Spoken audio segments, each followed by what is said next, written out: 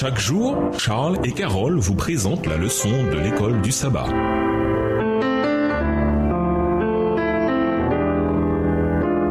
Bienvenue dans votre émission. Dieu nous parle. Nous voilà à la leçon de dimanche, prière et action de grâce. Motivés par la nouvelle que les croyants d'Éphèse prospèrent dans la foi en Jésus et l'amour mutuel, laquelle nouvelle avait peut-être été partagée par Tychik, Éphésiens 6, versets 21 et 22, Paul leur dit qu'il prie pour eux. Comparons les deux comptes rendus de prière de Paul dans Éphésiens. Éphésiens 1, les versets 15 à 23 et Éphésiens 3, les versets 14 à 21. Quels thèmes ont-ils en commun? Éphésiens 1, les versets 15 à 23, c'est pourquoi moi aussi, ayant entendu parler de votre foi au Seigneur Jésus et de votre charité pour tous les saints, je ne cesse de rendre grâce pour vous, faisant mention de vous dans mes prières, afin que le Dieu de notre Seigneur Jésus-Christ, le Père de gloire, vous donne un esprit de sagesse et de révélation dans sa connaissance, et qu'il illumine les yeux de votre cœur, pour que vous sachiez quelle est l'espérance qui s'attache à son appel, quelle est la richesse de la gloire de son héritage qu'il réserve aux saints. Verset 19. Et quelle est envers nous qui croyons l'infinie grandeur de sa puissance se manifestant avec efficacité par la vertu de sa force. Il a déployé en Christ en le ressuscitant des morts et en le faisant asseoir à sa droite dans les lieux célestes, au-dessus de toute domination, de toute autorité, de toute puissance, de toute dignité et de tout nom qui se peut nommer non seulement dans le siècle présent, mais encore dans le siècle à venir. Il a tout mis sous ses pieds et il a donné pour chef suprême à l'Église, qui est son corps, la plénitude de celui qui remplit tout en tous. Éphésiens 3, les versets 14 à 21. À cause de cela, je fléchis les genoux devant le Père, duquel tire son nom toute famille dans les cieux et sur la terre, afin qu'il vous donne, selon la richesse de sa gloire, d'être puissamment fortifié par son esprit dans l'homme intérieur, en sorte que Christ habite dans vos cœurs par la foi, afin qu'étant enraciné et fondé dans l'amour, vous puissiez comprendre avec tous les saints quelle est la largeur, la longueur et la profondeur et la hauteur. Verset 19. Et connaître l'amour de Christ qui surpasse toute connaissance, en sorte que vous soyez remplis jusqu'à toute la plénitude de Dieu. Or, à celui qui peut faire, par la puissance qui agit en nous, infiniment au-delà de tout ce que nous demandons ou pensons. À lui soit la gloire dans l'Église et en Jésus-Christ, dans toutes les générations, au siècle des siècles. Amen. Parfois, notre ton par défaut, quand nous prions, peut se faire morne, car nous nous lamentons sur telle difficulté ou tel problème. Les comptes rendus de prière de Paul dans Éphésiens laissent entendre que l'action de grâce est la langue maternelle de la prière. Nous énumérons toutes les bénédictions de Dieu et le remercions pour tout cela. Nous cherchons à percevoir Dieu à l'œuvre dans les circonstances difficiles et à le louer par sa présence transformatrice dans nos vies, en célébrant la grâce et la puissance de Jésus exalté. Éphésiens 1, les versets 20 à 23. Nous le remercions de bénir les personnes de notre entourage. Voici le secret de Paul pour transformer la prière. La prière est la clé de la louange et de l'action de grâce. Paul dit également: « Je ne cesse de rendre grâce pour vous. Je fais mention de vous dans mes prières. » Éphésiens 1, verset 16. Référence à également Philippiens 1, les versets 3 et 4, 1 Thessaloniciens 1, verset 2 et 1 Thessaloniciens 5, les versets 16 à 18. Que signifie réellement prier sans cesse? 1 Thessaloniciens 5, le verset 17. Cela ne peut vouloir dire que nous sommes constamment à genoux devant Dieu en prière. Cela signifie plutôt que, bénis par l'Esprit de Dieu, nous avançons dans la vie le cœur ouvert à la présence et à la puissance de Dieu en cherchant des signes pour lui exprimer notre reconnaissance. Cela signifie que nous sommes disposés à gérer les problèmes de l'existence dans la présence de Dieu, à chercher la direction divine dans les aléas de la vie. Cela veut dire vivre, non pas éloigné de Dieu, mais engagé envers lui, toujours réceptif à sa direction. Trop souvent, nous considérons la prière comme un détail, une option au discipulat que l'on peut exercer quand cela nous arrange. Paul illustre une voie différente. Il prend très au sérieux la tâche qui consiste à prier pour les croyants d'Éphèse, et il le fait à la fois en rendant grâce pour eux. Éphésiens 1, verset 6, référence à Éphésiens 1, verset 3 à 14, et en intercédant pour eux. Éphésiens 1, verset 17 à 23, référence à Éphésiens 3, verset 14 à 21. Pour lui, la prière est une mission centrale, voire la mission centrale de la foi chrétienne. Ces versets constituent un appel émouvant à la prière, une invitation lancée à chacun de nous pour que nous considérions notre propre ministère de prière à la lumière du dévouement de Paul. Pourquoi est-il important de toujours remercier Dieu dans la prière pour les choses qui demandent notre gratitude? Au revoir. Et à demain si Dieu veut.